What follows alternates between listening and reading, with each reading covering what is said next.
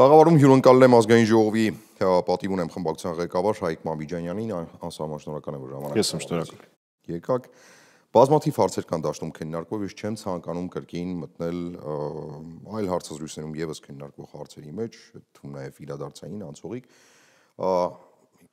Եթե դեմ չեք, համաձայնենք, որ հարցազրույցի հիմքում դնելու ենք գլոբալ պատասխանների հարցերին պատասխաններ հնչեցնելը եւ քանի որ սպասվող ընտրություններ կան եւ մենք բարբերաբար եւ դուք եւ ես շփվում ենք ես մեր բաժանորդների հետ, դուք ձեր ընտրողների հետ, մարդկանց հետ հասարակ բազմաթիվ հարցեր կան այս խուճուճ քաղաքական պատմության մեջ, որ մարդիկ այդ պատասխաններ ուզում են ստանալ, որտեղ 26-ից առաջ պիտի ի վերջո ընտրություն կա։ Հիմա պարոն Մամիջանյան, Նիկոլ Փաշինյանին իշխանությանը բերել Սերժ Սարգսյանը, թե ժողովուրդ։ Ձեր ձևակերպման ես հարցին չեմ պատասխանելու։ Նախ Սերժ Սարգսյանը Նիկոլ Փաշինյանին բերել է իշխանության ձևակերպումը իմ համար վիրավորական է։ Մի կողմ թողնենք, թե ինչ աղետներ ա բերել Փաշինյանը առաջին հերթին հետ։ Երկրորդը նախագահ Սարգսյանը ու հանրապետականի թիմը 2018-ից սկսած ամենաշատը եւ ամենաառաջինը սկսեց իր վրա զգալ, թե ինչքան թավիշ էր, սիրո էր ու այսպես շարունակ այն ամեն ինչ տեղի ունենում։ Իմիջիայլոց, քանի որ մենք պայմանավորվել ենք ավելի գլոբալ զրուցել, եկեք մի փոքր ավելի գլոբալ բան ասեմ։ Շատ է սիրում Փաշինյանն ու իր թիմը խոսել, որ իրանք որևէ բռնություն եւ այլն չի եղել 18-ին։ Նախ դա անարգանք է մեր ընկերներից մեկի հանդեպ, լուսահոգի, ով դանակահարվեց 18 թվականին ապրիլի, եթե չեմ սխալվում, 25-ի Էջմիածին քաղաքում։ Այդ մեկ։ Երկրորդ, ու քաղաքական հստակ։ Երկրորդ, պատասխանատվությունը անարյունության կամ բռնության բացակայության ոչ թե կրում են ցուցարարները, այլ այդ պահի իշխանությունը։ Այնպես որ դա մեր թիմի ձեռքբերումն է, այլ ոչ թե իրենց։ Հիմա անդրադառնանք գլոբալ ձեր հարցին։ Գիտեք, հիմա շատերը սկսում են, այդ թվում այն մարդիկ, ովքեր այդ ժամանակ հրապարակում էին, ընդ որում խնդրում եմ զատել հրապարակի սովորական քաղաքացիների հետ որևէ զրույց լինել չի կարող։ Իրենց խաբել են։ Ես ավելի շատ զրույց ունեմ խաբողների հետ։ Այն մարդկանց, ովքեր իրենց գործի բերումով, իրենց մասնագիտության բերումով կամ հասարակական գործունեության բերումով պիտի որ ավելի հեռատես լինեին։ Ու այն մարդիկ, ովքեր 18-ին հրապարակում էին, նորից, վերաբերում է քաղաքագործիչներին, հասարակական գործիչներին։ Այն մարդիկ, ովքեր շամպայն էին բացում խմում ապրիլի 23-ին։ Ես գիտեմ, թե որ սրճարաններում կամ որ ռեստորաններում էին դա նշում։ Հիմա լուրջ դեմքով կանգնում են ու ասում էին՝ ուշ կիրառեիք։ Ում հանդեպ ձեր։ Չէ, բայց Գիտեմ, ես հաջորդ։ Եթե դուք ասելու եք, թե այս կամ այն բաց թողումները, այս կամ այն հասարակության մեջ տիրող իրական եւ հատուկ գեներացված դժգոհությունը, այդ առումով կարող ենք զրուցել։ Կարող ենք զրուցել նաեւ նրա մասին, որ գիտեք, մենք լուրջ չէինք վերաբերվում, որ պետք է հերքել Ալեքսանդր Սարգսյանի 50%-ներին, ինչ որ հիմար կազինոների մասին շրջանառվող լուրերին, որոնցով հիմա դատեր են ընթանում եւ ես կասկած չունեմ, որովհետեւ փաստերը արդեն ներկայացված են, թե ոնց է ավարտվելու այդ դատը Խաչատուր Սուքեսյանի ելույթի հետ կապված նախագահի ելույթի։ Հարցին չեք պատասխանում։ Հեսա հասնելու եմ։ Հետևաբար։ Չէ, դե պարզապես այստեղ Ալեքսանդր Սարգսյանի դուք ասացիք մյուսների մասով հարց չի հնչել։ Հարցը շատ հստակ է։ Սերժ Սարգսյանն է Նիկոլ Փաշինյանին բերել իշխանության, թե Հայաստանի Հանրապետության ժողովուրդը։ Գիտես ինչի ուղիղ չէի պատասխանում, գիտեք ինչի ուղիղ չէի պատասխանում, որովհետև ես չեմ ուզում ժողովրդի վրա այդ խարան գծիկ սեփական պատասխանատվություն դնել։ Իսկ ՀՀԿ-ի վրա ուզում եք որևէ պարագայում ոչ։ Բացատրեմ ինչու 2018 թվականի Սերժ Սարգսյանի հրաժարականից հետո հենց ՀՀԿ-ն վճռորոշ 13 ձայնով Պարլամենտում ԲՀԿ-ի Դաշնակցության եւ Ելք դաշինքի հետ քվեն տվեց Նիկոլ Փաշինյանին 59 ձայնով եւ դարձրեց վարչապետ։ Որից 7 օր առաջ հանրապետականը չէր քվեարկել Նիկոլ Փաշինյանի օգտին եւ հայտարարել էր, որ պատրաստ է դիտարկել ցանկացած տեխնացություն։ Այն ժամանակ պարլամենտում բացի հանրապետականից կար եւս 3 խմբակցություն, եւ մենք շատ սպասում էինք, որ որևէ մի խմբակցություն կառաջադրի տեխնացություն։ Մենք չառաջադրել չէինք, կարող կարծում եմ դա ակնհայտել։ Քվեարկել նորմալ է։ Երկրորդ անգամ քվեարկեցիք, չէ՞։ Իվարկե, դա նորմալ չի։ Դա հերոսություն է։ Դա հերոսություն է։ Ինչպիսի հերոսություն։ Առաջի անգամ չքվեարկելը հերոսություն է։ Ու ես պարլամենտական թիմով միշտ եմ հպարտանում եմ կուսակից ընկերներով, բայց այդ ժամանակվա մեր պարլամենտական թիմով հպարտանալ է պետք, որովհետև այդ զզվելի անձնական դաշտ հասնող արշավին դիմանալ ու հանուն պետության գոյության չքվեարկել եւ եւս մեկ շաբաթ հնարավորություն տալ, շատ ներողություն եմ խնդրում։ Ու չստանալ այդ տեխնացությունը, դա այլ պատմություն է։ Եթե Նիկոլ Փաշինյանը չգար իշխանության,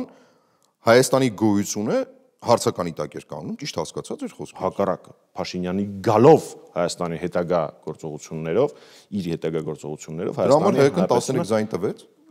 ընկավ մեծ խնդիրների մեջ։ Ոչ, ՀՀԿ-ն կատարեց այն պահանջը, որը ներկայացվում էր որպես ժողովրդի պահանջ այդ պահին։ Այլ լուծում այդ պահին հնարավոր չէր, որովհետև երկիրը կոլապսի կենթարկվեր եւ արդեն ենթարկված էր։ Իսկ ինչի այդպես եղավ, որովհետև Փաշինյանին վարժեցնողները, այսպես ձևակերպեմ ես, տերեր բառը այդքան էլ չեմ սիրում, շատ լավ էին գծել, թե փողոցային ընդվզման գեներացումը, թե մեր քաղաքացիներին խաբելը, եւ թե այն ամեն ինչ տեղի ունեցավ հետո։ Մեկ նախադասությամբ, այդ նույնն է, որ ասեք 21 թվականին ժողովուրդը ընտրել է Փաշինյանին, ու այդ մի նախադասության սահմաններում դուք ճիշտ կլինեք։ Բայց այդտեղ կա երկրորդ նախադասություն, ախր ժողովուրդը ընտրել է Փաշինյանին, որովհետև Փաշինյանը գրել էր, որ ինքը Հադրութը ու Շուշին է դեօկուպացնելու, Ղարաբաղի խնդիրն է լուծելու եւ այլն։ Դրան դեռ կհասնենք, որովհետև այստեղ ուզում զուգահեռ հասկանալ։ Շատ տարօրինակ է առհասարակ այդ անցումը։ Ես այսօրվապես հիշում եմ 2018-ի ապրիլյան իրադարձությունները Փաշինյանի Գյումրիից սկսելը, Երևան հասնելը, ճանապարհներ փակելը, հետո ակտիվանալ այդ ամբողջ գործընթացի ամենատարօրինակ գիտեք որն է, որ 2017 թվականի ապրիլի 2-ի ընտրությունների ժամանակ խորհրդարանական Հայաստանի Հանրապետական կուսակցությունը գրեթե կեսը ձայների ստանում է 49.17%։ Իսկ արդեն 2018 թվականին տեղի ունենում այսպես կոչված ոչ բռնի թավշյա հեղափոխությունը եւ արդեն 2018-ի նույն ընտրությունների ժամանակ, եթե ես չեմ սխալվում, Հանրապետական կուսակցությունը ստանում է 4.7%։ Չեք սխալվում։ Այնտեղ ամեն դեպքում իսկ պարտավոր եմ ասել։ Հուսակը բացատրեմ։ 10 անգամ անկում է ապրում Հանրապետական կուսակցությունը։ Նախ պարտադիր պիտի նշեմ, որ այդտեղ արկա է ինչ-որ կեղծիք, եթե հիշում եք, այնտեղ ձայների հաշվարկը կանգնեցվեց եւ այլն, եւ ես խորին վստահություն ունեմ, որ մենք հավաքել էինք հանցողիկ։ Բայց ՀԿ-ն ընդունել է ընտրության արդյունքները։ ՀԿ-ն չի վիճարկել դատարանում, հաշվի առնելով այն ժամանակվա իրավիճակը։ Դուք կարող եք այդպես ձևակերպել, ես կմնամ իմ ձևակերպման։ Հիմա անդրադառնալով թե ինչպես ստացվեց, որ 10 անգամ։ Դուք հիշում եք 18 թիվը։ Շատ լավ եմ հիշում 18 թիվը։ Վստահեցնում եմ ձեզ, որ ես էլ որպես ռեյտինգային տեխնացուներից մեկը։ Իմ լավ ընկերներից, ավակ ընկերներից մեկը, անունը չեմ տալիս թիրախավորելու համար, ասում է, որ այդ ժամանակ մեր առաջադրումը նույնն էր, ոնց որ Բաքվում առաջադրեինք։ Ակնհայտ է, չէ, որ ես այն ժամանակ տենց շատ մեծ ընտրական էլեկտորալ ռեսուրս ունեցող տեխնացու չէի, բայց միայն իմ նկատմամբ ոստիկանական եւ իմ շտաբի նկատմամբ ոստիկանական գործողությունները մի քանի անգամ են տեղի ունեցել։ Ոստիկանությանն եք տանում, մեկ մարդկանց մասին ենք խոսում։ Հիմա Քվեարկողը մենակ ոստիկանները չեն։ Մի վարք։ Դուք ուզում եք ասեք, որ այն ամենը ինչ արվում էր այն ժամանակ, այն սուտը, այն բաժանումը, սևեր սպիտակներ բաժանումը, կեղծ արշավները, ԱԱԾ-ի աշխատանքը մեր տեխնացուների վրա, այդ ամեն ինչը ոչ մի կապ չունի ընտրությունների հետ։ 50% եք համարյա հավաքել 2017 ընտրությունների։ Վստահեցնում եմ ձեզ, որ հավաքած դեկտեմբերին հավաքած 5%-ն էլ էր հերոսություն։ Հաշվի առնելով այն ամենը, ինչ արվեց մեր դեմ։ Տեսեք,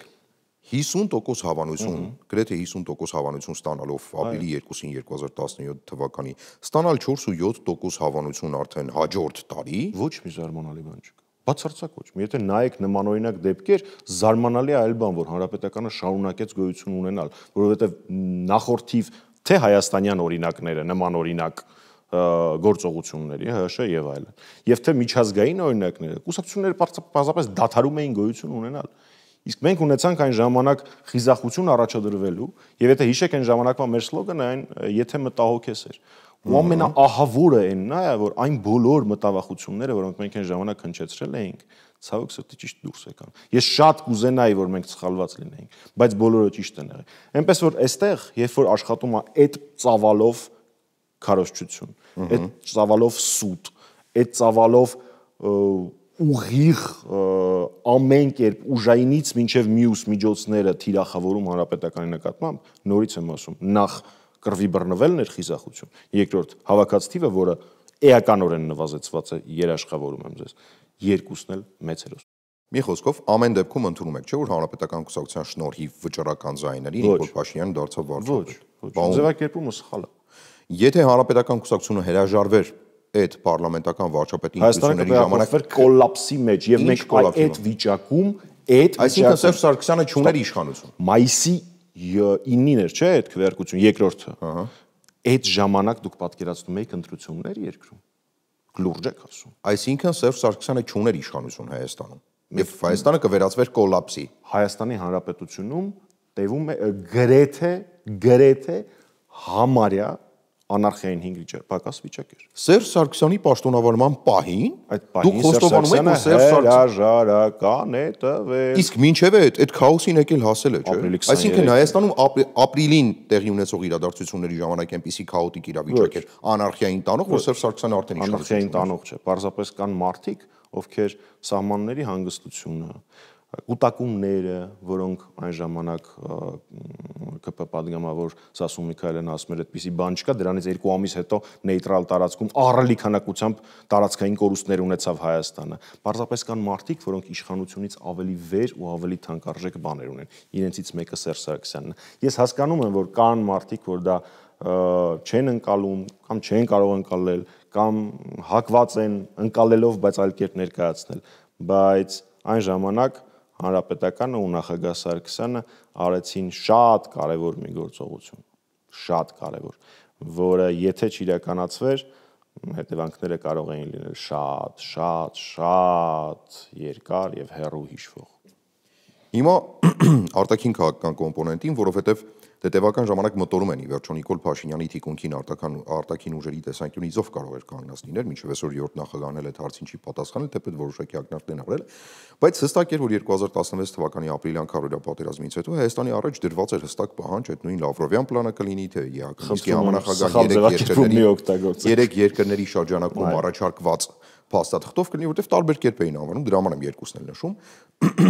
Ու գալիս է ինչ-որ պահ, երբ Սերժ Սարգսյանի առաջ արդեն վերջնագիր է դրվում, որ կամ հարցը լուծվում է այնպես, ինչպես ԵԱՀԿ Մինսկի խումբն է առաջարկում, այդ թվում նաև Ռուսաստանի եւ մյուս տերությունների արտաքին քաղաքական շահերից ելնելով,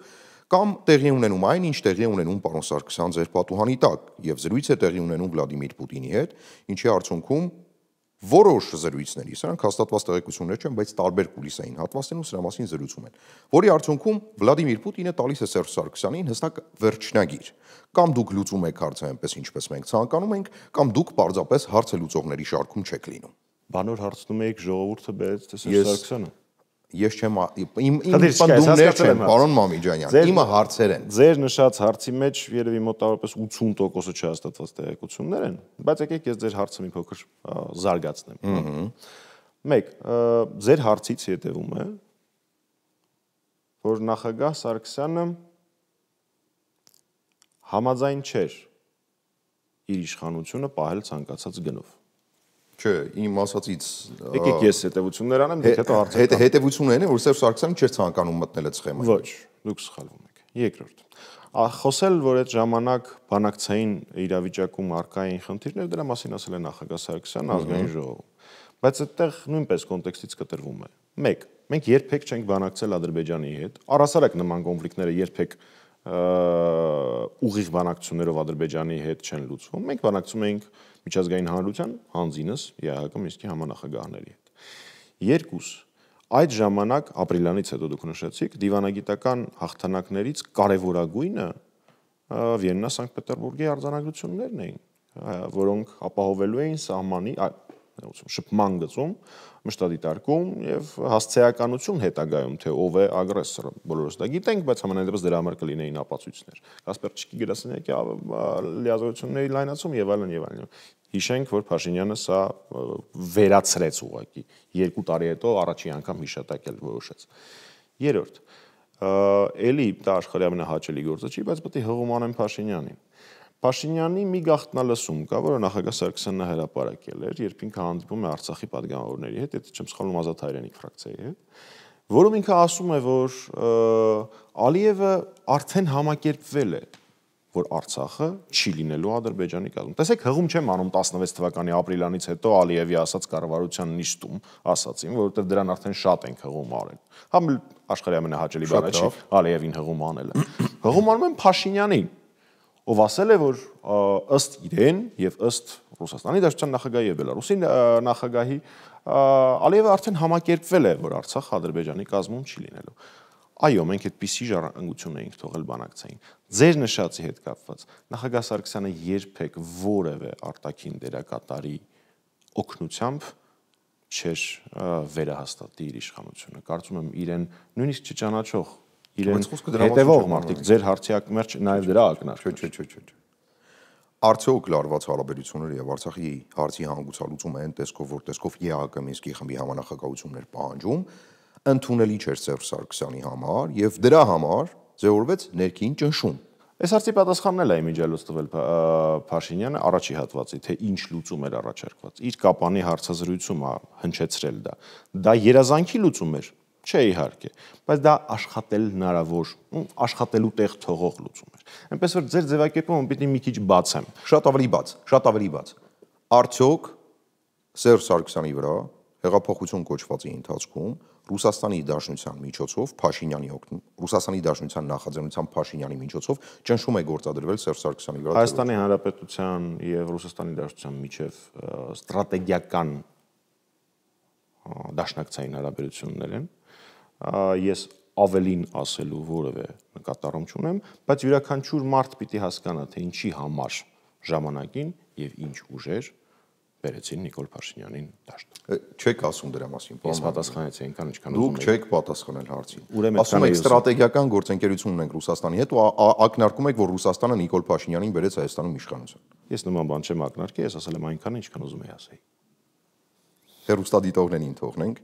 ենթադրությունները։ Ամեն դեպքում կարելի է համարել, որ Սարգսյանի հրաժարականը եւ հրաժարականի անկյունակարը հենց Արցախյան հարցն է եղել։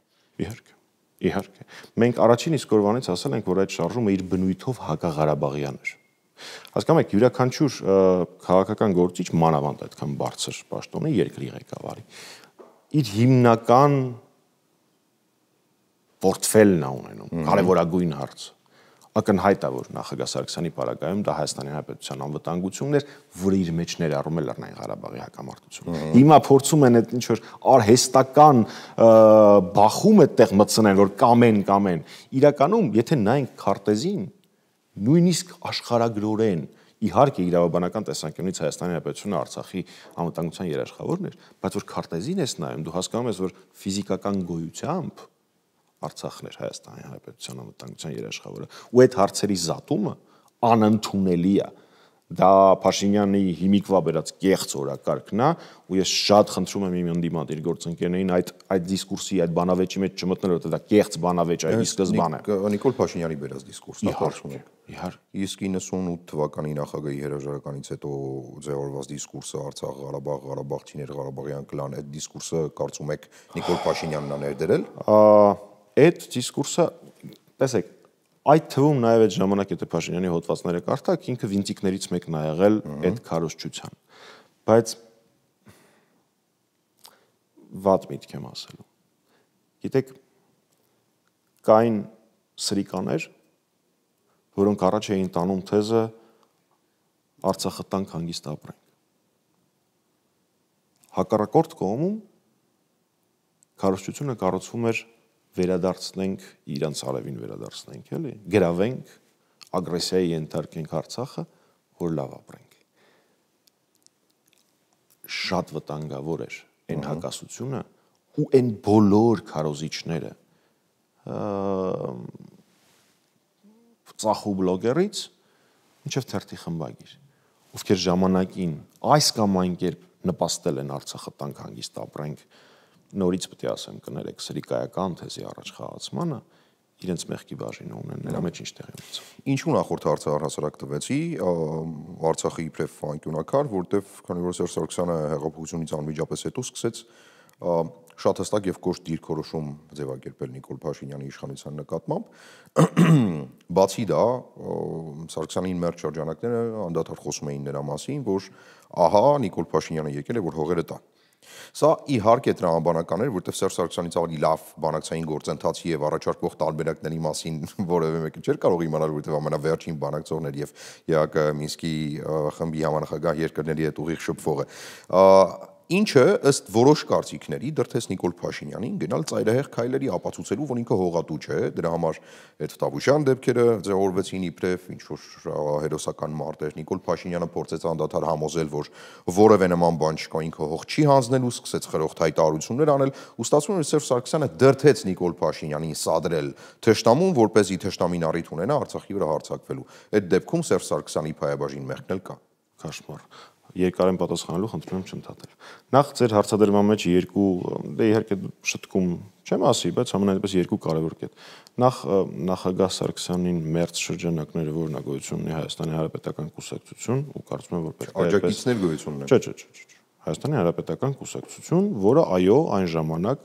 զգուշացնում էր այս վտանգի մասին։ Սա մեկ։ Երկրորդ, ձեր ասածը, որ նախագահ Սարգսյանը դա ասում էր, որովհետև ինքը վերջին բանակցողն էր եւ տիրապետում էր տվյալներին, ոչ։ Այո, ինքը վերջին բանակցողն էր, ինքը տիրապետում էր տվյալներին, բայց դրա պատճառով չի, որ մենք զգուշացնում էինք, թե ինչա տեղի ունենում։ Եթե մեր բանակցածով գնար, ամեն ինչ շատ ավելի լավ, անհամեմատ ավելի լավ կլիներ, նույնիսկ համապատասխան եզրեր չկան։ Իսկ ինչի ենք մենք այդպես ասում։ Հիմա հատ առ հատ ասեմ։ Մեկ, երբ որ դու գալիս ես ու ասում ես Լեռնային Ղարաբաղը պիտի դառնա բանակցային կողմ, որը բոլորիս երազանքն է, բնականաբար, բոլորիս շահերից է բխում, էր բխում։ Բայց այդ նախապայմանը դու Ադրբեջանի առաջ չես դնում։ Ակնհայտ է, որ դու այդ նախապայմանը դնում ես համանախագահ երկրների առաջ։ Մեկ խնդիր։ Երկրորդ, ինքը որևէ կերպ չշարունակեց Վիեննա եւ Սանկտ Պետերբուրգը, սրա մասին ես արդեն խոսեցի։ Երրորդ, ինքը ասաց, ես իմ կետից եմ սկսում բանակցությունները։ Որտեւ ասում են Սերժ Սարգսյանի բանակցությունները տապալված են։ Հեսա դրան ենք ասում։ Հեսա դրան ենք ասում, չի խոստովանել նախագահը, այդպես բան պետք է ամբողջական վերցնել խորհրդարանի իր ելույթը։ Չորրորդ, վերադառնանք Կապանի հարցազրույց 20 թիվ։ Ես շատ շնորհակալ եմ իմիջիալուց հարցը տալու համար, որովհետեւ հիմա ինչ որ փորձում են նախագահ Սարգսյանին ոչ մի տիզականության մեջ մեղադրել, ինչում իրեն մեղադրել անհնար է, ուղղակի անհնար է։ Հիմա Կապանի հարցազրույցի ժամանակ Նիկոլ Փաշինյանը հեգնանքով ներկայացնում էր մեր բանակցային փաթեթը, իմիջիալուց հետո Իրան Մինսկի խմբից նախագահները հայտարարություն տարածեցին, որ գաղտնի փաստաթղթերը չեն հրապարակայնացնում տղա ջան։ Բայց ինքը հեգնանքով ներկայացնում էր այդ առաջարկը, որը ներառում էր միջանկյալ կարգավիճակ։ 5 շրջան միջանկյալ կարգավիճակ։ Մեր քաղաքացիների համար ասեմ, թե ինչ է միջանկյալ կարգավիճակը։ Դա նշանակում է պահպանելու իրավիճակը։ Դուք այդպես ձևակերպեք, ես կձևակերպեմ, որ դատական իշխանությունը ճանաչել է լինելու։ Ընտրված իշխանությունները նույնպես որոշակի ճանաչման մակարդակ են ունենալու։ Արցախը հնարավորություն են ունենալու մասնակցել ԵԱՀԿ-ում իր հարցի քննարկումներին, այսինքն այն նախապայմանը փաստացի, որը Փաշինյանը դնում էր։ Ունենալու էինք հնարավորություն, Արցախը ունենալու էր հնարավորություն անդամակցելու միջազգային կազմակերպություններին, որոնք չեն ենթադրում վերջնական կարգավիճակ, ու այսպես շարունակ։ Հիմա այդ էր։ Այդ պահի բանակցային հիմա որ ներկայացնում եք այնպիսի տպավորությունը ամենայն ազնվությամբ, էլի։ Ես ասում եմ որպես քաղաքացի, ով ներողություն, միտքը ավարտելու եմ հետո, հա։ Նորանկախ Հայաստանում է ծնվել մեծացել, ու երբ բոլոր քաղաքական նախկինում իշխանություն ունեցողներն են ասում, որ իրապես ֆանտաստիկ տարբերակներ են եղել, եւ եթե այն ինչ անում է Նիկոլ Փաշինյանը տոտալ խայտարակություն էր, իսկ այն ինչ որ մենք իրեն թողել էինք ֆանտաստիկ էր, ու իդեպ Նիկոլ Փաշինյանը պարբերաբար դե վերջին շրջանում նոր շարք է սկսել, ասում եմ մի րոպե մի բան ասեմ, այս վերջին մի րոպե մի բան ասելու տեսանյութերից մեկի ժամանակ ասում է դե որ տենց ֆանտաստիկ էր ամեն ինչ, բա լուծեիք, բա ինչի՞ չեք լուծել։ Գիտեք, նախ պետք է ավարտեմ միտքս ու այդ տրամաբանության մեջ, երբ որ ինքը հեգնանքով խոսում է այդ ամեն ինչի մասին, այդ ինքը ուզում էր այդ լուծմանը գնար, դրա համար էր հեգնանքով խոսում։ Դե տեսնում եք, ուրեմն հետեւաբար նենց չի որ մենք ենք իրան ստիպել դա անել։ Մեկ, երկրորդը Տավուշյան դեպքերը դա խայտարակություն է, բացատրեմ ինչի, որովհետև այդ նույնը չէ, դրանից ավել 12, 13, 14 թվականին 450-ից 500 քառակուսի կիլոմետր, ընդ որում ես շատ համեստ թիվ եմ ասում։ Արարատից մինչև Մեղրի մենք բարելավել ենք Հայաստանի Հանրապետության սահմանային ծավալները, բնագիծը լավ այդպես սահմանենք։ Ու դրա մասին չենք խոսել,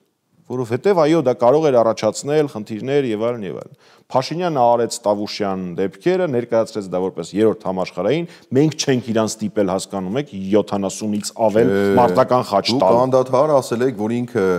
եկել է հողերը հանձնելու։ Մենք իրան նաեւ ասում ենք հրաժարական տուր, խի՞ չէր տա։ Դրթել եք նրան, որ ապացուցեք ամբողջ հասարակությանը, որ ինքը հողատու եւ հող հանձնող, ինքն էլ ստիպված է եղել գնալ այլ լուծումների եւ հերոսամարտի հրաժարական տուրը դա խի չի անում։ Այդ շատ ված թեզա է։ Որտեւ ասում է լեգիտիմություն չունեիք այլևս դրա համար ստիպված հրաժարական տվեցի։ Չէ, ասում մենք իրան ասում ենք հրաժարական տուր, ինչ կապ ունի։ Այսինքն մենք իրան կարողանում էինք դրթել գնալ արկածախնդրությունների, նա չէ, այդ դա շատ աբսուրդային թեզա իր տեսանկյունից, որ ինքը հիմա առաջ է քաշում։ Ասում է, գիտես, ինչ ես եկել էի բանանելու, խնդիրը կարգավորելու, բայց այնքան կողքից ասեցին, որ որոշեցի հայրենասեր խաղամ։ Հա? Իսկ մեր ժամանակ ներողություն։ Իսկ գիտեք մեր ժամանակ ինչքան կողքից խոսացողներ կային։ Մեկը Փաշինյանը։ Փաշինյանի եւ այն ժամանակ երևի Երևանի։ Ձեր քարոշչության տակ եմ ասել։ Ասել էի, հա, ինչի տակ մնացել, բայց հիմա դրա ժամանակը չի։ Ապրիլյան դեպքերի ժամանակ, երբ որ ինքը բանավիճումը այն ժամանակվա երևի Երևանի ոստիկանագետ պետ, չեմ հիշում Արամ Հովհաննիսյանի պաշտոնը այն ժամանակ, մոտենում է ասում է Սերժ Սարգսյանը իմ եւ ձեր հայրենիքը հանձնում է։ Կա վիդեո։ Էդ էլ ենք մենք ստիպել իրեն։ Ձեր քարոշչությունն է։ Էդ էլ իդեպ ժողովուրդ օրաթերթը Էդ էլ ենք մենք ստիպել իրեն։ Ժողովուրդ օրաթերթը դրան ժամանակ էր գրում, որ Միքայել Մինասյանը, որը ամեն դեպքում Սերժ Սարգսյանի ընտանիքի անդամ է։ Համագործակցում է հայկական ժամանակի հետ։ Ժողովուրդ օրաթերթը դա կարա չգրի, դա Միքայել Մինասյանը ինքը ասել է։ Ֆանտաստիկ։ Ֆանտաստիկ։ Բայց դեպքում երբ որ Միքայել Մինասյանը մի հատ հարց մոռացանք արանքում, երկրորդը այստեղ ոչ մի ֆանտաստիկ բան չկա։ Միքայել Մինասյանը երբ որ ասեց դա, ինքը ակնկալում էր, որ մյուս այդպես արածներն էլ խիզախություն կունենան ասելու։ Ցավոք այդպես չունեցավ։ Որ չեն ասել ինչ, դա ափսոս մեղմացնում է Միքայել Մինասյանի, Նիկոլ Փաշինյանի խմբագրականի հետ ֆինանսական հարաբերություններ ունենալը։ Նախ մի վարքյան, պետք է ամբողջական վերցնել Միքայել։ Նախ Միքայել Մինասյանը ինքը իր մասին խոսելու հնարավորություն ունի, ես երկար դրա վրա չեմ անդրադառնալու, բայց թող բոլոր այն մարդիկ, ում ընտանիքի մասին սրիկայություններ, իրականության հետ կապ չունեցող բաներ է փորձել խզբզել Փաշինյանը ու իրենք այս կամ այն կերպ այդ հարցը լուծել են, խիզախություն ունենան ու նույնը ասեն։ Միքայել Մինասյանը այդ խիզախությունը ունեցավ։ Անուղակի կաշառք է ձեզ այն ինչ որ արել է Միքայել Մինասյանը։ Ես Միքայել Մինասյանի կաշառք է լրագրողի կամ խմբագիրին։ Ասացի ոչ,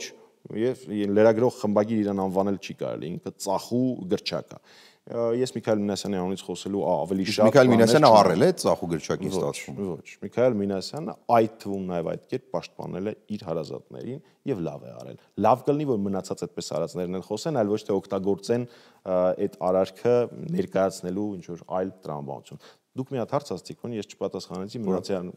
նախորդ հարցը։ Նախորդ հարցը վերաբերում էր Սերժ Սարգսյանի դրդումներին Նիկոլ Փաշինյանի։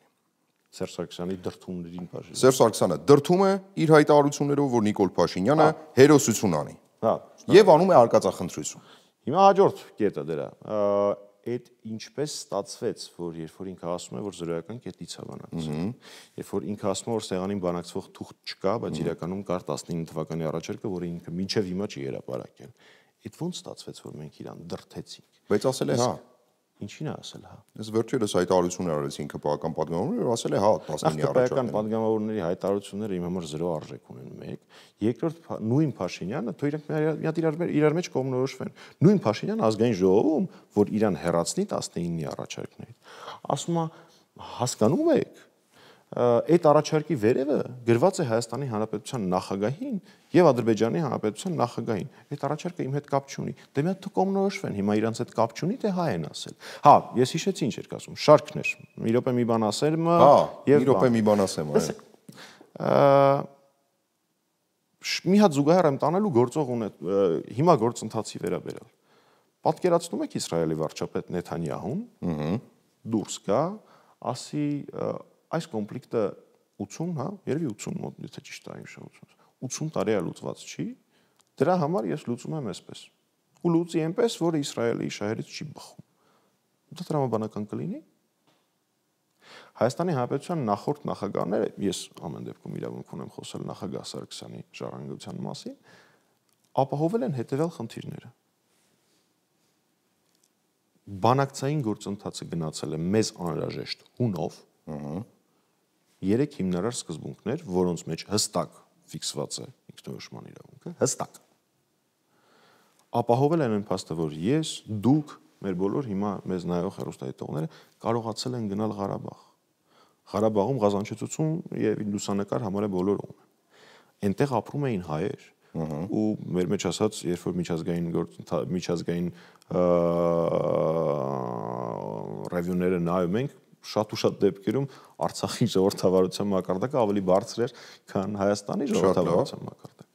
Այո, կամ իմ վաշագառոտ, որ տենց էր։ Ես իմ ճշմարտությունից եմ խոսում, այլ ոչ թե այն ինչ որ ցանկալի է մարդիկ լսեն։ Էնպես որ այո, իսկ ով ասեց, որ խնդիրը պետք է լուծվի նույն վայրկյանին։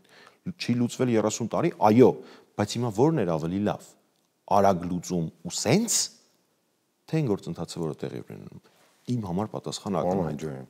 Որովհետև այն գործընթացով դրված սկզբունքներով այսպիսի լուծում լինել ֆիզիկապես չէ։ Սերժ Սարգսյանը շարունակել է Ռոբերտ Քոչարյանի բանակցային ժառանգությունը։ Շարունակել է ձևակերպումը այսպիսին պիտի անեմ։ 3 հիմնարար սկզբունքները օրգանական կապ ունեն մադրիդյան սկզբունքների հետ։ Այսինքն շարունակել է խոշոր հաշվով։ Չի հայտարարել, չէ՞ Նիկոլ Փաշինյանի ոչ իհարկե նման կետից Արցախը դարձել բանակցային մաս։ Այսինքն ստացվում է, որ առնվազն 20 տարի անդադար գնացել են բանակցություններ, նույն սկզբունքների վրա, եւ ոչ Քոչարյանը, ոչ Սարգսյանը չեն հաջողել։ Լուծում վերջնական տալ, այո, իհարկե չեն հաջողել։ Իսկ քանի սերունդ դեռ պիտի ժառանգեր հակամարտությունը։ Ինչքան որ անհրաժեշտ լիներ։ Ինչքան պիտի անհրաժեշտ լիներ։ Այնքան որ 5000 երեխա չզոհվեր։ Ձեր թորները կարող էին ժառանգել։ Այնքան որ 5000 երեխա չզոհվեր, իսկ եթե հեռանկարում 30000-ը զոհվեր, զոհվում էր։ Չէ, ես հարցնում եմ ձեզ։ Ես էլ պատասխանում եմ։ Այսինքն խնդիրը չլուծել ենքան, մինչև ինչ որ փուլում խնդիր կլուծվի։ Նախ խնդիրը չլուծելը ստատուս կվոյի պահպանության հետ պետք չէ խառնել։ Փաստացի այդ պահին եղած իրավիճակից կարծում եմ ակնհայտավոր Հայաստանը եւ Արցախը էին պահանջում Սերժ Սարգսյանից։ Եվ եթե Ադրբեջանը դրան համաձայնվեր, մենք մեծ սիրով այդ լուծմանը կգնայինք։ Ընդ որում, եւս մեկ անգամ վերահաստատենք, որ բոլորը, նույնիսկ Փաշինյանը, չնայած ինքը դրանից խոսելու իրավունք եւ կարծում եմ ունակություններ չունի, ընդունում են, որ Կազանյան փաստաթուղթը լավագույնն էր։ Հիմա ձեր հարցադրման հակառակ կողմը ես ամեն դեպքում վերաձևակերպեմ, դուք ձեր ձևակերպում արեցիք, ես հիմա անեմ։ Շատ բարի, խնդրեմ։ Այո, խնդիրը փաստացի վերջնական լուծում չուներ, բայց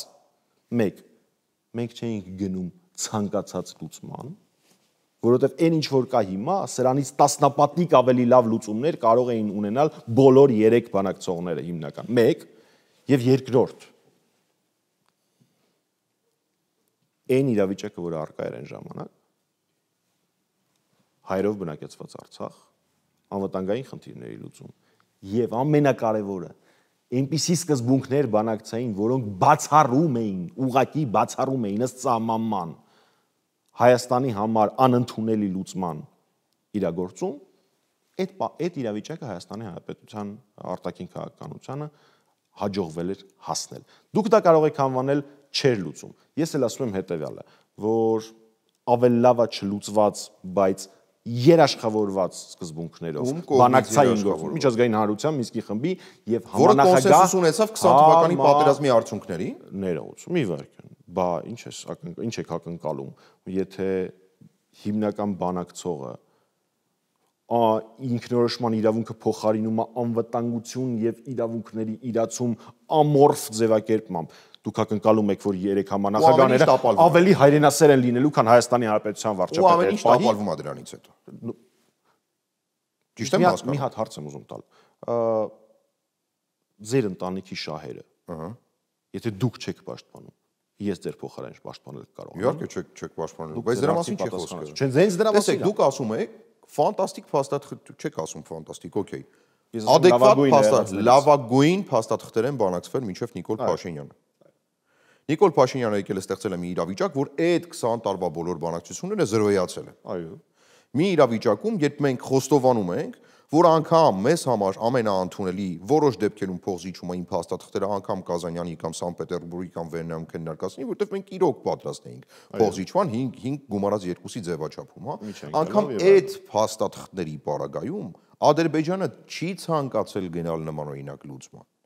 Այդ փակուղային իրավիճակում ինչ ժառանգություն ուզում եք թողնել։ Եթե Ադրբեջանը պատրաստ չէ գնալ լուծման, ինչ ուզում ես արա, չի գնալու այդ լուծմանը։ Նորից ենք հղում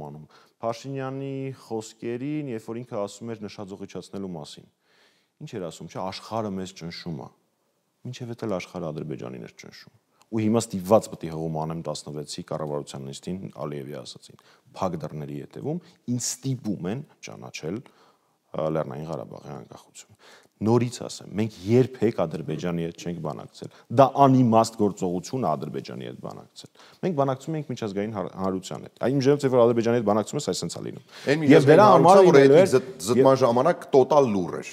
Բավականաբար այդ միջազգային հանրության վրա եք հույս։ Իվական, դուք ինձ ուզում եք հիմա համոզել, որ միջազգային հանրությունը եւ միջազգային քաղաքականությունը 2, 3, 4 ստանդարտներ ունի, մի բան էլ ավել 40 ստանդարտ ունի։ Բայց երբ որ այդ նույն միջազգային հանրությունը տեսնում է, որ այս երկրի կառավարիչը ասում է էթնիկ զտման վտանգ չկա, դուք լուրջ ակնկալում եք, որ ինչ որ մեկը ավելին է անելու։ Ես այս միտքը շատ անգամներ եմ ասել, մի անգամ էլ կասեմ։ Երբ որ որևէ երկրի ղեկավար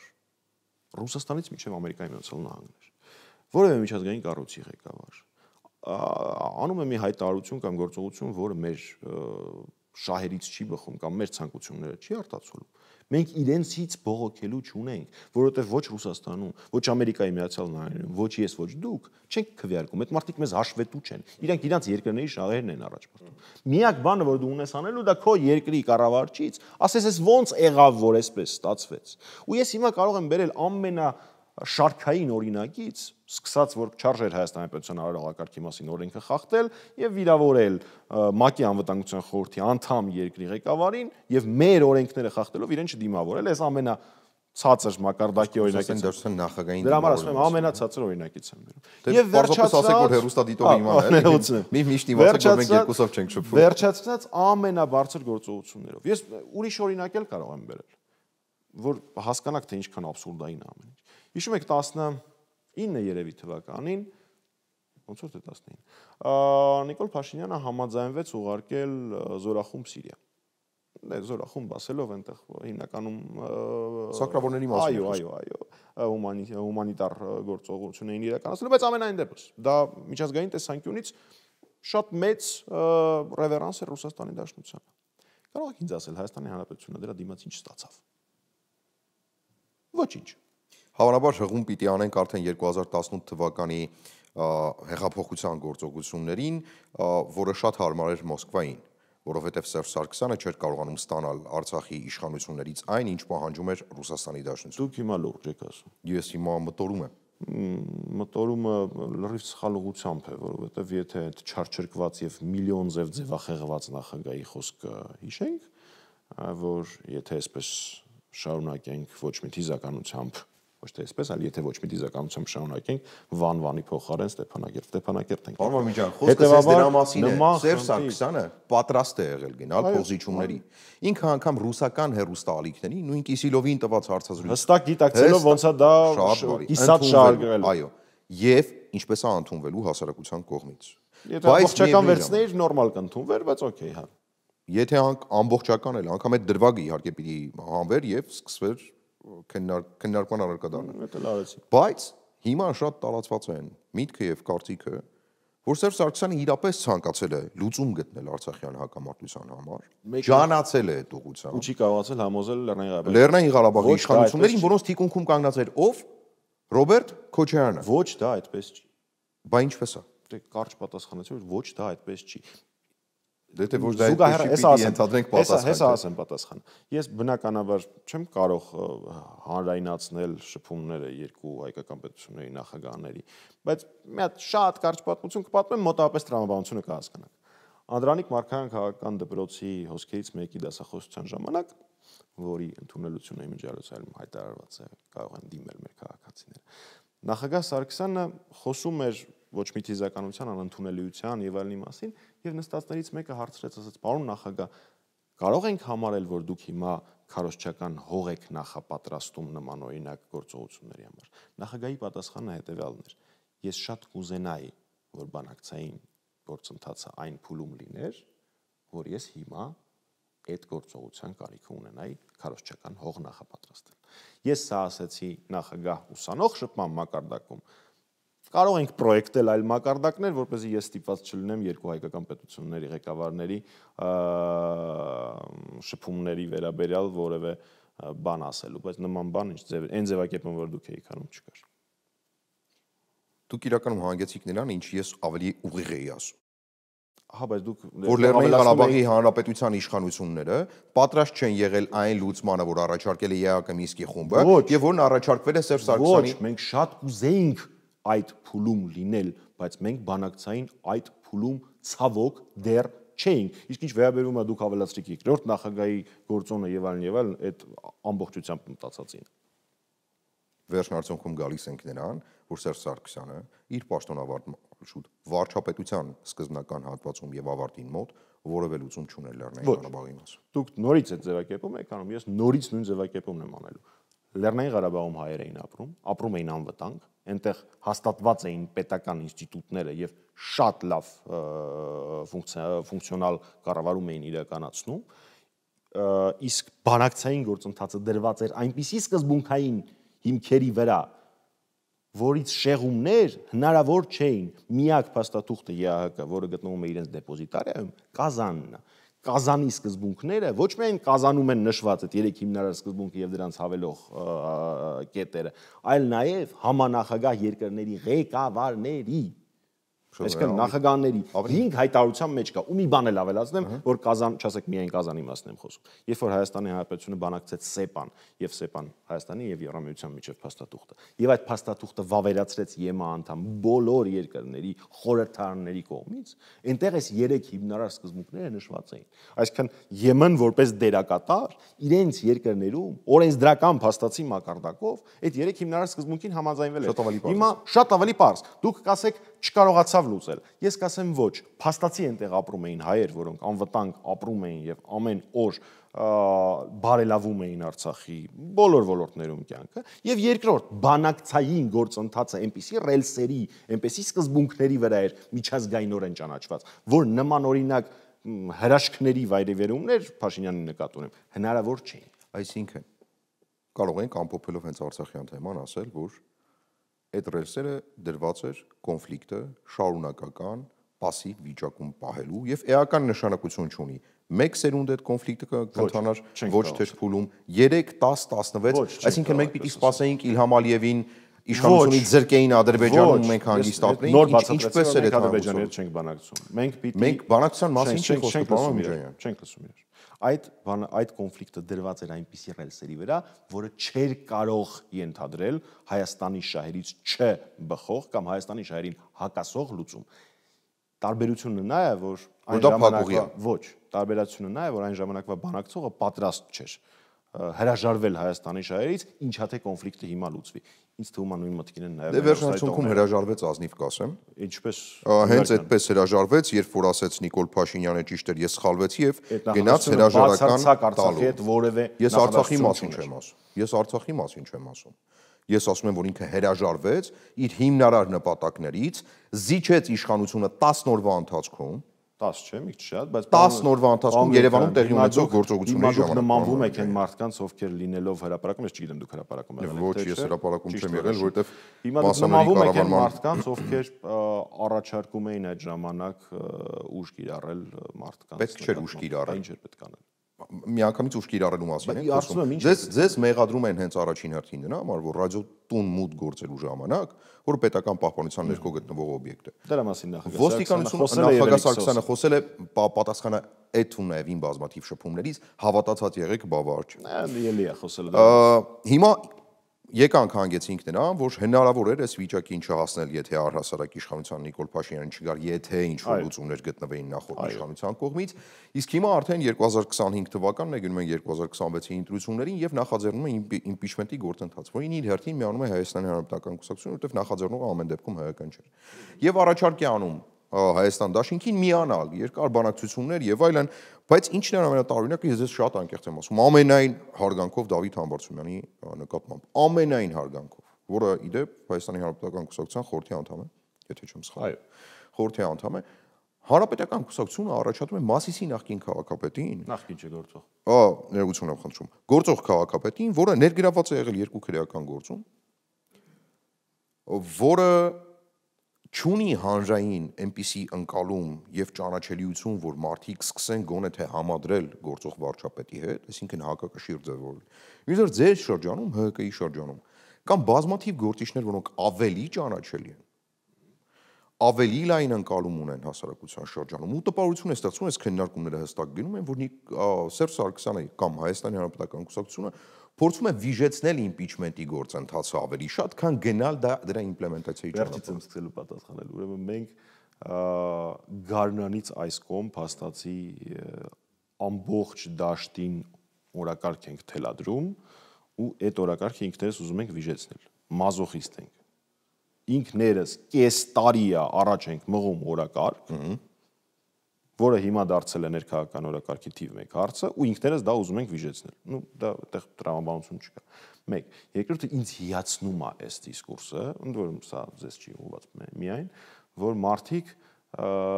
անդադար քննարկում են թե հանրապետականի մեջից ավելի շատ որ տեխնացուն ավելի լավ է։ Գուցե նախընտրություններ ունեն դրա համար։ Շատ դուր է գալիս, որ մեր կադրային բազան այնքան շատ է, որ հնարավորությունները եւ ընտրությունը շատ մարդ է։ Ֆիքսենք այդ կետն։ Անցնենք հաջորդ կետին։ Ձեր նշած երկու քրեական գործերը, ինչ որ երկուս չեն, այնտեղ կա էլի իր նաև ազգականների նկատմամբ։ Բոլորը կամ դատական փուլում, կամ նախադատական փուլում կարճվել են Փաշինյանի ուժայինների օրը։ Բոլորը։ Հիմա նշում եմ ընկալելիության տեսանկյունից, մենա ոչ հասկանում եմ։ Այսինքն այդ փաստն էլ արձանագրենք։ Հաջորդ կետը։ Պարոն Համբարձումյանը ունի բազմաթիվ հատկանիշներ։ Դրանցից մեկը այն է, որ ինքը, եթե չեմ սխալվում, ամենաշատ մոտ 20,000 Լեռնային Ղարաբաղից բռնի տեղահանված մեր հայրենակիցներին կեցությունը Մասիս խոշորացված համայնքում կազմակերպողն է, այս որպես մենեջեր հատրամաբանության մեջ։ Կարող ենք խոսել, եթե խոսենք արժեքաբանական տեսանկյունից, Մասիսը իմանալով միակ կամ հենսակավաթիվ համայնքներից մեկն էր, որտեղ 20 թվականին նոր տարվա տոնախմբություններ չարեցին եւ այդ գումարը ուղղվեց զոհվածների հարազատներին, այս էլ մարդու արժեքային մակարդակը եւ մոտեցումները հասկանալու համար։ Հաջորդ տրամաբանությունը, որ դուք ասացիք, համակշռելու կամ հակակշռելու Փաշինյանին, եթե մենք հիմա փողոց դուրս գանք, առաջին հանդիպած մարդուն, որը ունի նորմալ արժեհամակարգ հանդիպենք, ինքը արդեն ավելի լավ կլինի, քան Նիկոլ Փաշինյանը։ Էնպես որ այն նպատակների համար, որոնք առկա էին, այն է իմպիչմենտի իրագործում, ազգային համերաշխության կառավարության ձևավորում, կարճ մինչև ընտրական գործընթացը, որովհետև հիշեցնեմ, էլի անդադարս իմպիչմենտը փորձում ենք 26 թվականի ընտրություններին հակադրել, այդտեղ հակադրություն չկա, իմպիչմենտ լինի, չլինի, 26 ընտրությունները լինելու են։ Այդ ընթացքում մեր հայտարարության մեջ նշած կետերը տնտեսությունից մինչև արտաքին քաղաքականություն եւ անվտանգություն կետերի ապահովման համար մեր կուսակցությունը եւ մեր խմբակցությունը համարել է, որ Դավիթ Համբարձումյանի տեխնացությունը ընդունելի է։ Մի բան էլ արձանագրենք։ Այս ընթացքում իմպիչմենտի մասին ինչ ասացին։ Անլուրջ է, բայց միանում ենք, ստորագրել ենք, բայց ուրիշ տեղ, ստորագրում ենք, կմիանանք, եթե մեզ տակ եւ այլ ունեք։ Ոչ միայն։ Ելով կա։ Ես որ շարունակեմ թվարկել։ Չէ, ստորագրողների մեջ ով կա, երկու խմբակցություն կան ընդդիմադիր։ Պատիվ ունեմ եւ Հայաստանը։ Այդ եմ ասում։ Կստորագրենք, եթե մեզ տակ SSS պաշտոնները եւ այլն եւ այլն։ Արդեն պաշտոններ են բաժանում։ Պարոն Աղազարյանի վերջին ելույթը եթե լսեք։ Դուք պարոն Աղազարյանի մասին եք ասում։ Դե դրա համար ասում եմ, որ սպասեիք կասեի թե ում նկատի ունեմ։ Արտաքին արտախորհրդարանական որոշում ինչ քննարկում ասես եղել է։ Բացի մի կետից, տեխնացուին ոչ մեկ դեռ չի քննադատել։ Դեռ չի եղել մի հոգի, ով որ վերկանա ասի, քանի որ Դավիթ Համբարձումյանն է, ես դեմ եմ իմպիչմենտին։ Այնպես որ կարծում եմ հանրապետականի որոշումը ճիշտ է եղել։ Հիմա գալով կամաց ամփոփման, որովհետև սա շատ քննարկվեց։ Մենք նախորդ մեր զրուցակիցների հետ էլ ասա քննարկել ենք, անդադար խոսում են մասին, որ ընդդիմությունը մոնոլիթ չէ, եթե բոլոր ձայները հավաքվեն, գուցե ավելի շատ ձայներ հավաքի ընդդիմությունը, քան ունի Նիկոլ Փաշինյանը իր ռեյտինգներով, բայց խնդիրն այն է, որ անգամ իմպիչմենտի պարագայում մեկ հիմնական գաղափարի կամ նպատակին գնացող երկու անդիմադիր քաղաքական խմբակցությունները ազգային ժողովում, Հայաստան դաշինքը եւ պատիվ ունեմը, չեն կարողանում կոնսենսուս գտնել նույն իմպիչմենտի միասնական տեխնացուի մասով, որտեղ շատ հեշտ ճանապարհներ կան, մեր մեջ ասած, որ հնարավոր է շատ արագ խնդիրներ լուծել։ Բայց այդ կոնսենսուսը չի հաջողվում, որովհետեւ Սերժ Սարգսյանն ինքը խնդիր ունի Ռոբերտ Քոչարյանի հետ, որովհետև յուրաքանչյուր պարագայում իրենք բաց չեն արտահայտվում, բայց դե մարդիկ էլ հիմար չեն ազնվորեն եւ այդ լարվածությունը օդում կախված Սերժ Սարգսյանի եւ Ռոբերտ Քոչարյանի միջեւ հստակ երևում է, հստակ զգացվում է, որ կա կոնկրետ մրցակցություն, ինչ որ բան, որ չեն կիսել, թե պետք 20 տարի միասին իշխանության մեջ է, ներողություն եմ խնդրում, Սերժ Սարգսյանը 20 տարի աշխատել է, Քոչարյանը 10 տարի է։ Չէ, 10 տարի են աշխատել։ Հանրապետական կուսակցությունը եղել է Ռոբերտ Քոչարյանի ձևավորող ուժ։ Սենց 20 տարի աշխատել են միասին եւ վերջին Սերժ Սարգսյանի 11-ի ընթացքում էր, որ որոշ դեպքերում Ռոբերտ Քոչարյանը ակտիվանում էր փորձ կատարելով գուցե վերադառնալ քաղաքական դաշտ, բայց չէր հաջողվում, ու հիմա տպավորություն է ստեղծվում, սա հասարակության շրջանում քննարկվող հարց է, հավատացած եղեք, որ մենք այդ թվում նաեւ Լեռնային Ղարաբաղի հակամարտության հարցը լուծում չի ունեցել այդ թվում նաև անձերի միջանձնային բացասական հարաբերությունների պատճառով, որովհետև Քոչարյանն ունեցել է իր սեփական պատկերացումները Լեռնային Ղարաբաղի եւ Հայաստանի զարգացման մասով, Սերժ Սարգսյանը իր, եւ որ Սերժ Սարգսյանը պիտի զիջեր ինչ որ փուլում Ռոբերտ Քոչարյանին, բայց չի զիջել, եւ սա խնդիր է առաջացրել երկուսի միջեւ, որովհետև այդ զիջումը պիտի տեղի ունենար։ Հիմա պարզապես ես վստահ եմ, որ դուք երրորդ նախագահի հետ մանրամասն շատ հարցեր քննարկում եք, խնդրում եմ, առաջին հերթին լսարանի համար, մարդկանց համար, ընկալելի բացատրենք մրցակցություն կա կոնկրետ Սերժ Սարգսյանի եւ Ռոբերտ Քոչարյանի միջեւ, ինչը խանգարում է միասնական անդիմադիր դաշտ ձևավորելու եւ կոնկրետ խնդիրներ լուծելու համար։ Նախ ձեր հարցի մեջ էլի կար այդ ակնարկը հղում, որ Լեռնային Ղարաբաղի հակամարտությունը չի կարգավորվել նախագահ Սարգսյանի եւ նախագահ Քոչարյանի միջեւ, ինչ որ հակասության հետ կապված, դա ուղղակի ոչ մի կապ չի կարող ունենալ, ոչ մի աղերս չի կարող ունենալ իրականության հետ այդ մեկը։ Երկրորդ, նախագահ Սարգսյանի եւ նախագահ Քոչարյանի միջև մրցակցության մասով նախագահ Սարգսյանը հայտարարել է, որ ինքը չի հավակնելու որևէ պետական պաշտոնի մրցակցություն, ինչ լավ չեմ պատկերացնում։ Նախագահ Քոչարյանը ինչ հայտարարել, կխոսեն նախագահ Քոչարյանի թիմակիցները։ Ես նախագահ Սարգսյանի հայտարարության մտեր, այնպես որ այդտեղ մրցակցություն մի քիչ լավ չեմ հասկանում։ Նախագահ Սարգսյանն Հայաստանի Հանրապետական կուսակցության ղեկավարն է, որը Հայաստանի կարևորագույն ամենաազդեցիկ քաղաքական միավորներից մեկն է։ Ես չեմ ուզենա իջացնել այդ մակարդակը միջանձնային շփման տեսանկյունից, ես կոնկրետ մի հարցի շուրջ, իմպիչմենտի հարցի շուրջ եմ քննարկում։ Մենք բոլորս 20 թվականին, բոլորս, ընդդիմության բոլոր ներկայացուցիչները խոստացել էինք հեռացնել Նիկոլ Փաշինյանին, անել դրա համար ամեն ինչ։ Մենք ունենք մի գործիք, այդ գործիքը չօգտագործված մի գործիք, որտեղ մինչև այդ փողոցային պայքարներ են եղել եւ այլն, լիքը բան արվել, հարցազրույցներն էլ է դրա համար արվում, հա, որևէ վարքյան չեմ իջացնում այդ ամեն ինչի նշանակությունը, բայց մի գործիք մնացել է, որ չենք փորձել։ Այդ գործիքը կոչվում է իմպիչմենտ։ Մենք, երբ Գարնանը Արթուն ենք նախաձեռնությունը առաջ քաշեցս օրակարգը, մենք սիրով դարձանք, քանի որ իմպիչմենտը պիտի նախաձեռնվի պարլամենտական որևէ ուժի կողմից, մենք սիրով ասացինք, որ պատրաստ ենք այդ գործընթացի տակ մտնել։ Խորհուրդ տվեցինք, կոչ արեցինք, որ դաշտի մյուս դերակատարները առաջադրեն տեխնացու։ Հայաստան դաշինքը տեխնացու չառաջադրեց։ Առաջադրվեց տեխնացու Էդմոն Մարոկյանը, Հովիկ Աղազարյանի եւ Հակոբ Ասլանյանի կողմից։ Պատիվ ունեմ միակ խմբակցություններ, որը հստակ, շատ հստակ ասաց, որ մենք Նիկոլ Փաշինյանին երկուսով չենք փոխում, այսինքն որևէ խաղալու տեղ մենք չենք թողել, մենք շատ հստակ ասել ենք մեր դիրքորոշ։ Որից հետո երբ տեսանք ոչ մեկ տեխնացություն չի առաջադրում, առաջադրեցինք մեր տեխնացուին Դավիթ Համբարձումյանին։ Մենք չէինք մտածում, որ մյուս ընդդիմադիր, մեծ ընդդիմադիր խմբակցության ձայները ստանալը, հիշեցնեմ, մենք բոլորս ենք խոստացել Փաշինյանին հեռացնել։ Տևելու է հունիսի 7-ից մինչև սեպտեմբերի 26։ Հիմա անդրադառնալով ձեր հարցին, որ արկա է նույնիսկ իմպիչմենտի շուրջ տարակարծություն։ Սեպտեմբերի 26-ի լսումներից հետո դաշտի հիմնական դերակատարների պարագայում այլևս տարակարծություն չկա։ Այս պահին կա մի փաստաթուղթ, այն է մեր առաջադրած ձևաթուղթը իմպիչմենտի, որի տակ արկա է 34 պատգամավորի ստորագրություն, դժվար, բայց արկա է։ Արտախորհրդարանական ուժերը մեծավ մասամբ կամ չեզոք մի հատվածը, կամ դրական մեծ հատվածը արտահայտվում են իմպիչմենտի մասին, ինչը շատ էական է, որովհետև հետագայում փողոցային պայքար, առանց փողոցային պայքարի իմպիչմենտ լինել չի կարող։ Հովիկ Աղազարյանը այդ լսումների ժամանակ համենայն դեպս բաց է թողել դաշտը դեռևս քննարկումների համար, ինչը եւ հիմա տեղի է ունենում աշխատանք 4 անկախ падգամավորների ուղղությամբ, որովհետեւ այս փուլը դրա մասին է։ Հետևաբար պիտի ձևակերպեմ հետեւյալը. անկախ նրանից այլ քաղաքական դերակատարները ինչպես են վերաբերվում impeachment-ի գործընթացին։ Ասում են անլուրջ է, հետո իրանք են առաջադրում տեխնացու, հետո միանում են եւ այդ մեզ չի հետաքրքրում։ Անկախ նրանից թե ով մեզ կօգնի կամ չի օգնի, հուսամ ոչ մեկ չի խանգարի։ Մենք մեր խոստմանը տեր ենք։ Շատ լավ։ Եվ ամփոփելով 2026 թվականի ընտրություններ, նախորդին Սերժ Սարգսյանը դատական նիստից դուրս գալիս պատասխանելով լրագրողների հարցին, թե ունեւ 26 թվականի ընտրություններին մասնակցելու, հստակ պատասխան չտվեց, մասնակցելու է ընտրություններին, թե ոչ, եթե այլ պաշտոնական հայտարարություն կա, ներողություն եմ խնդրում, կարող եք ինձ ուղղել, բայց եթե չեմ սխալվում, հիմա հստակ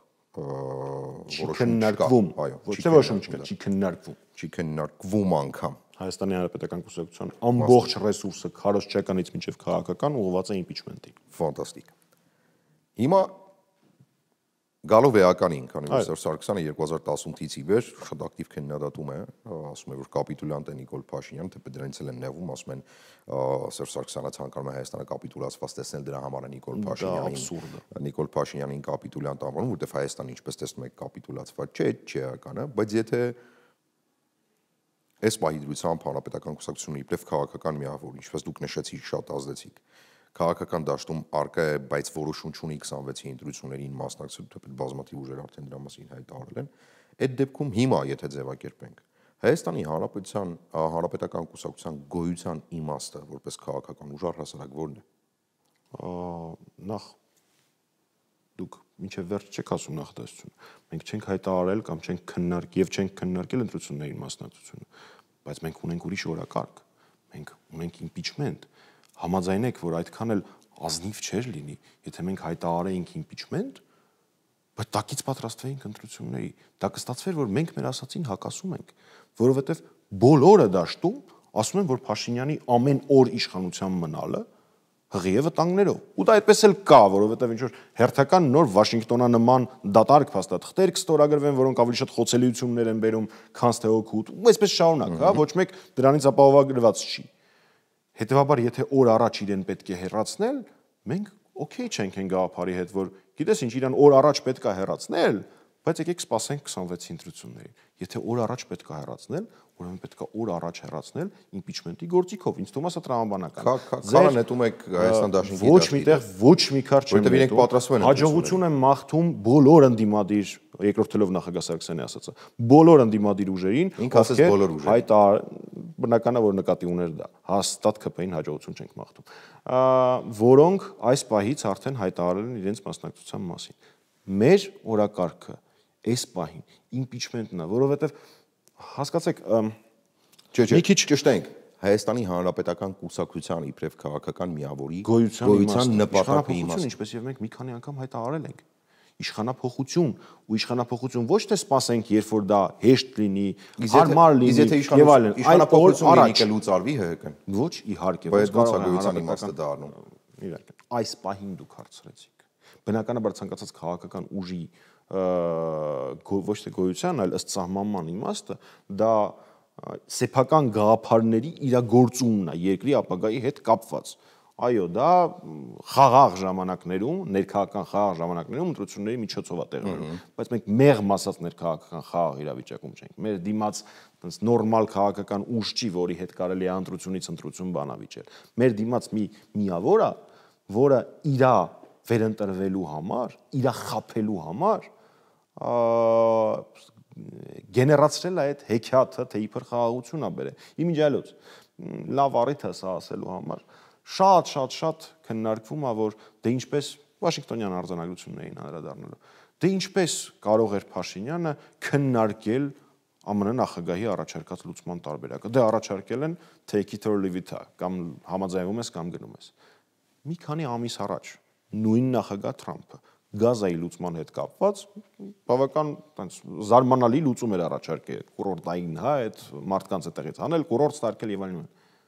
կողմերը չհամաձայնվեցին։ Ռիվիերա սարքելուն չհամաձայնվեցին։ Ռիվիերա, փաստացի չհամաձայնվեցին ու հիմա մենք ունենք լուծում, այս պահին է ընթանում Շարմ էլ Շեյխում դրա քննարկումները, որին գոնե այս մակարդակում բոլոր հիմնական դերակատարները համաձայնվել են։ Այսինքն հնարավոր էր, չէ, բարելավել առաջարկը։ Դե հիմա նույնը ես եմ ասում։ Այսինքն հնարավոր էր, չէ, այդ թվում նաև Վաշինգտոնյան փաստաթղթերը, ինչը մենք եւ կանենք իշխանության գալու պարագայում, բարելավել, այլ ոչ թե ինչ տալիս են վերցնես, որ գաս Հայաստան, խափես մարդկանց, ասես ես դες խաղաղություն եմ բերել։ Իսկ իրականում ավելի շատ խնդիրներ ես գեներացել։ Եվ վերջում Հայկեր Ջեթյանով ինչ կցանկանաք ես զրույցից հեռուստադիտողի հիշի։ Ես շատ կխնդրեմ, որ մեր հեռուստադիտողը սկսի դրվող ինֆորմացիան ընկալել ոչ թե ըստ նրա թե ով է ասում, այլ ըստ փաստերի։ Այսօրվա իմ ասածներից յուրաքանչյուրը կարելի է Google-ով, YouTube-ով ստուգել։ Շատ եմ խնդրում, արեք այդպես։ Եվ այդ դեպքում 26-ին կամ մինչև այդ ամեն օր Փաշինյանը ձեզ խաբել չի կարողանա։ Ես վստահ եմ, որ մեր քաղաքացիները, մեր ժողովուրդը շատ խոհեմ է։ Միակ բանը, որ խնդրում եմ, ստուգի այն, ինչ լսում է կամ կարդում։ Շնորհակալ եմ շատ, պարոն Մամիջանյան։ Մեր հեռուստադիտողներին հիշեցնում եմ, որ զրուցում էինք Ազգային ժողովի պատիվ ունեմ խմբակցության ղեկավար Հայկ Մամիջանյանի հետ։ Մնացեք մեր եթերում։